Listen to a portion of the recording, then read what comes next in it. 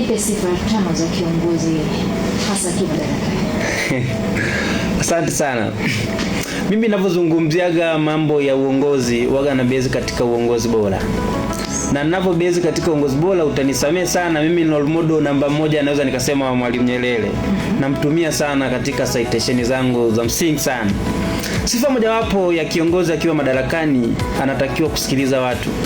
Ni jambo la kawaida kabisa ambalo siwezi kulipepea sana nikiongea na mtu yeyote yule. Kiongozi lazima usikilize, kwa sababu uwezo kawaongoza watu ambao mahitaji yao wanaoyadai au yatilii maanani. Kwa hilo ni sifa ya namba 1 kiongozi, kusikiza watu.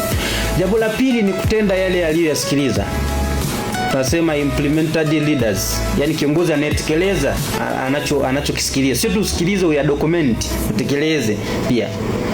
Lakini sifa namba 3 ya kiongozi ambayo mimi naona ni ya msingi sana ni uadilifu.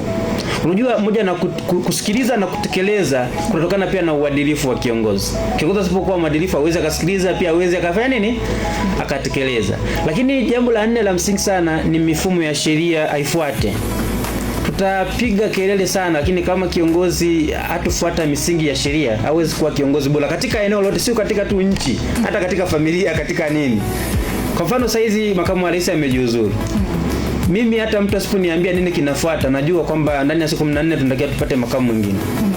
Sasa tunataka kiongozi ambaye ana uwezo wa kutekeleza haya. Misingi ya sheria, misingi ya haki. Kwa sababu ili nchi iende salama lazima iende na misingi ya nini? Ya sheria na haki. Lakini sifa ya 5 ya kiongozi ambayo ni ya muhimu sana, ambayo mimi napendaga sana hata kuwaambia watu wengine, hawe anashaurika. Okay. Hiyo ni jambo la muhimu sana. Hawe anashaurika.